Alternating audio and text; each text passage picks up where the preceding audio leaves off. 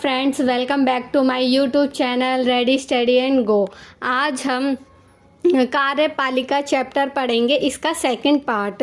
जिन बच्चों ने first part नहीं देखा है वह डिस्क्रिप्शन बॉक्स में जाकर फर्स्ट पार्ट का चैप्टर देख सकते हैं।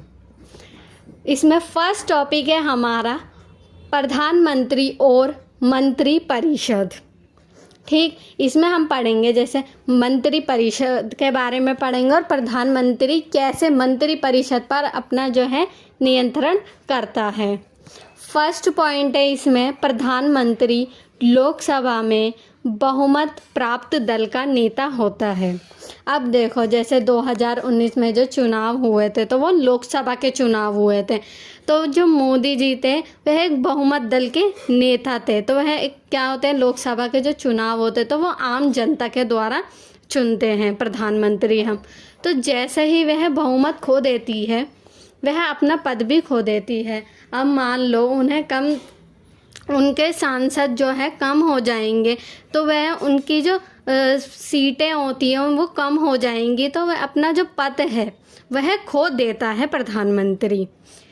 सेकंड पॉइंट है इसमें, प्रधानमंत्री मंत्री परिषद का प्रधान होता है। अब देखो, मंत्री परिषद मैंने आपको पहले ही बताया था कि मंत्री परिषद क्या होती है।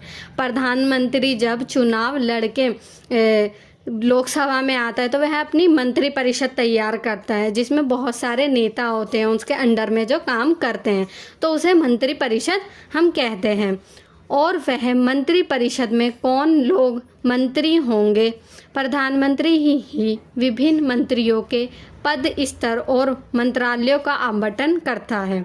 अब प्रधानमंत्री ही विचार करता है कि कौन मंत्री जो है मंत्री परिषद का सदस्य होगा और कौन नहीं।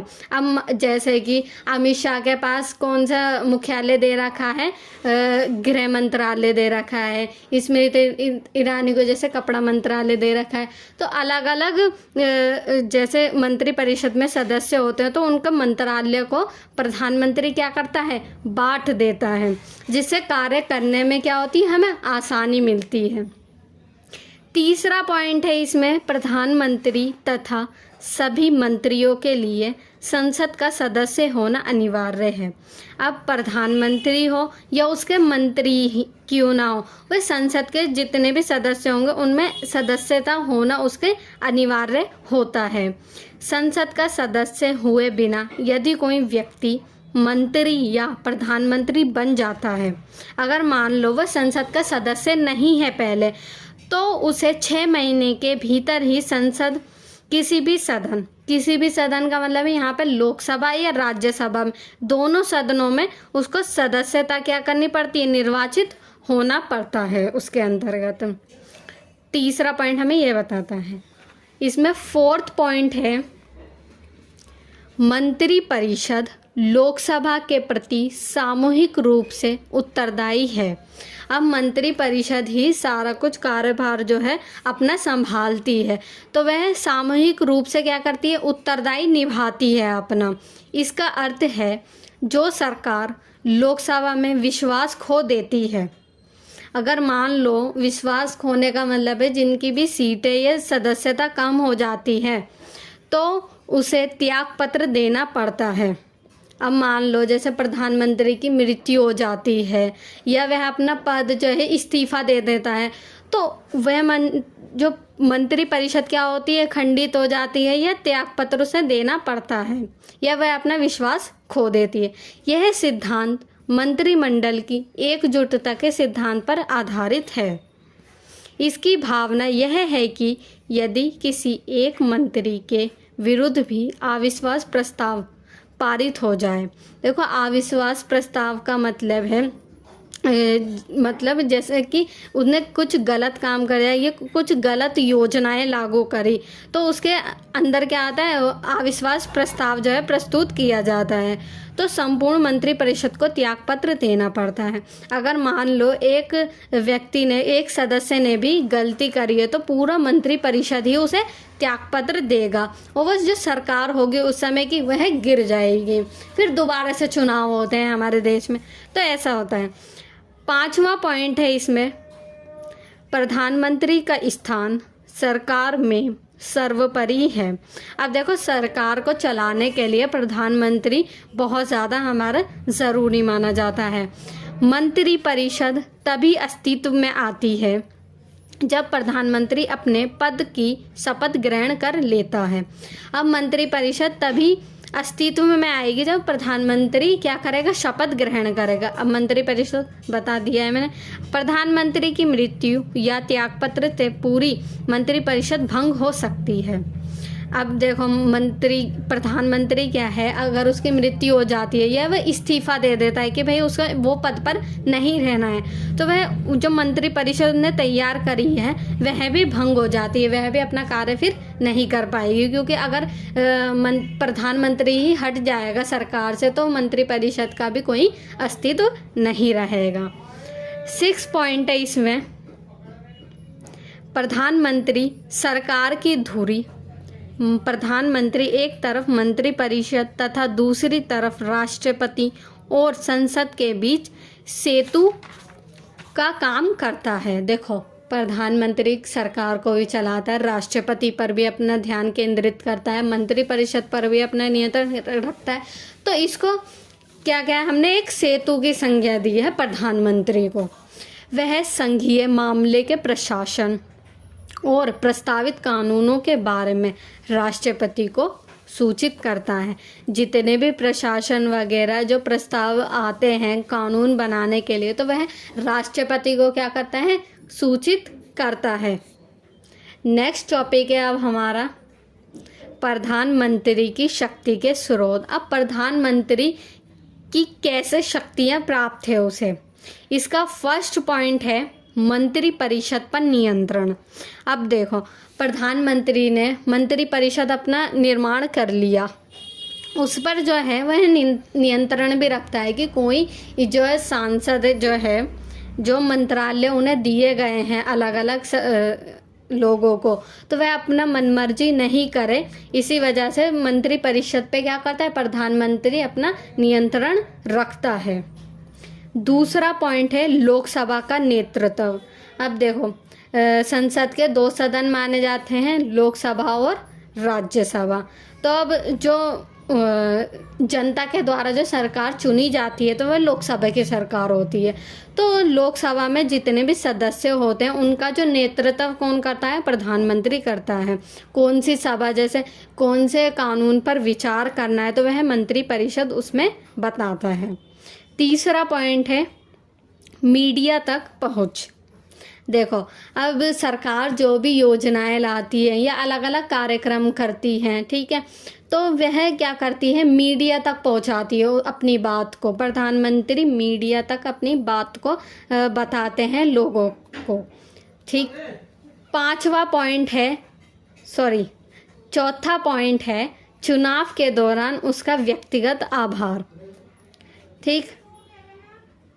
अब इसमें क्या है, चुनाव के दौरान जब चुनाव होते हैं तो प्रधानमंत्री क्या करता है, अपने व्यक्तिगत आभार प्रकट करता है कि भाई हम सरकार में आएंगे तो ऐसे ऐसे कार्य हम करेंगे जनता के हित के लिए।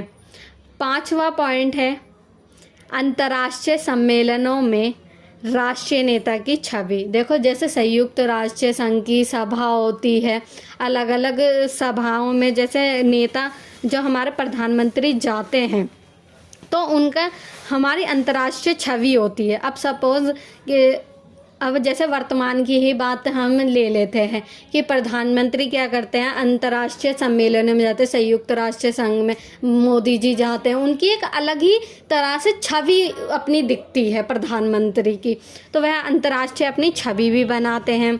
अब देखो, मोदी जी ने कितनी अंतर्राष्ट्रीय अपनी छवियाँ बना चुके हैं, अनेक विदेश जो है हर कोई जानता है भारत देश के बारे में, ठीक। अब 6वां पॉइंट है विदेशी यात्राओं के दौरान नेता की छवि। अब विदेशी यात्राएं जैसे कि मान लो अमेरिका के राष्ट्रपति ने हमारे मोदी जी को आमंत्रित किया है, किसी भी इनवाइटेड किया है, सेलिब्रेशन में या कुछ भी, तो प्रधानमंत्री क्या करता है, उसकी एक अंतर्राष्ट्रीय छवि बन जाती है विदेशी यात्राओं के दौरान।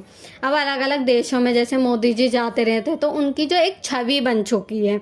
तो ये क्या होते हैं, प्रधानमंत्री के शक्ति के स्रोत हैं। ये 6 पॉइंट है। नेक्स्ट टॉपिक है हमारा स्थायी कार्यपालिका और नौकरशाही।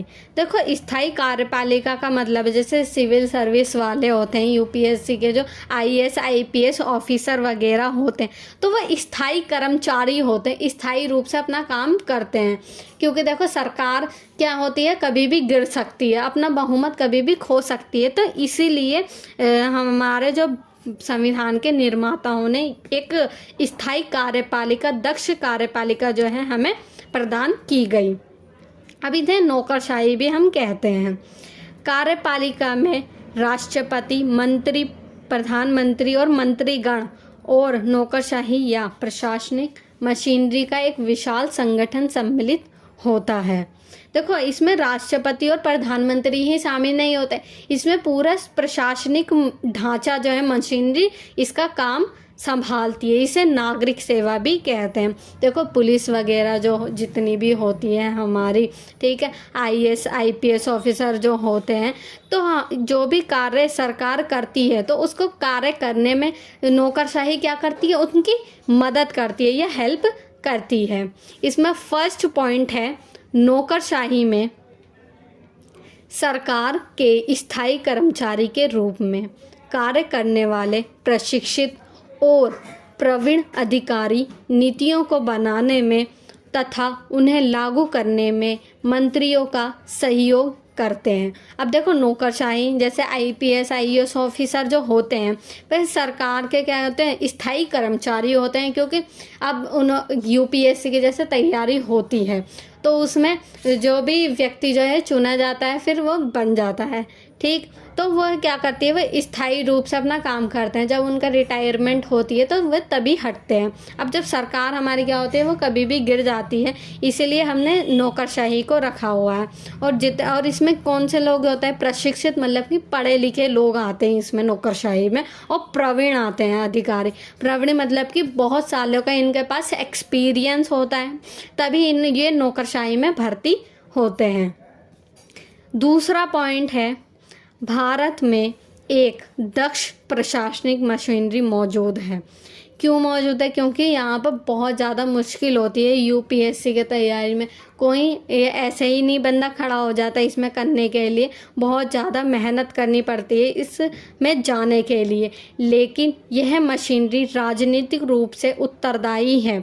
अब राजनीतिक रूप से उत्तरदायी का मतलब है कि ये सरकार की क्या करती है, हेल्प करती है कार्य को लागू करने के लिए, जितनी भी योजनाएं ये जो सरकार बनाती है। इसका अर्थ है कि नौकरशाही राजनीतिक रूप से तटस्थ है।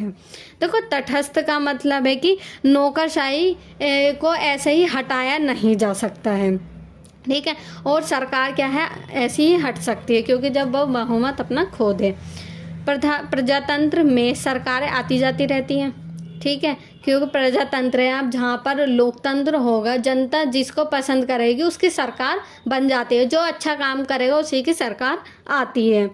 तो इसमें क्या है, सरकार जो है आती जाती रहती है। ऐसी स्थिति में प्रशासनिक बनाने में और उन्हें लागू करने में क्या करती है, नौकरशाही मदद करती है।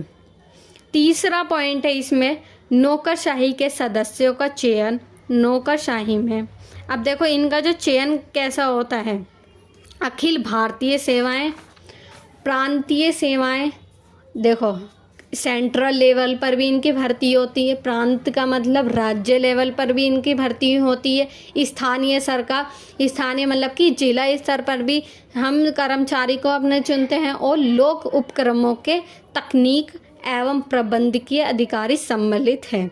इसमें जितने भी कर्मचारी होते हैं तकनीकी रूप से प्रबंधकीय होते हैं। भारत में सिविल सेवा के सदस्यों की भर्ती की प्रक्रिया का कार्य संघ लोक सेवा आयोग यूपीएससी को सौंपा गया है।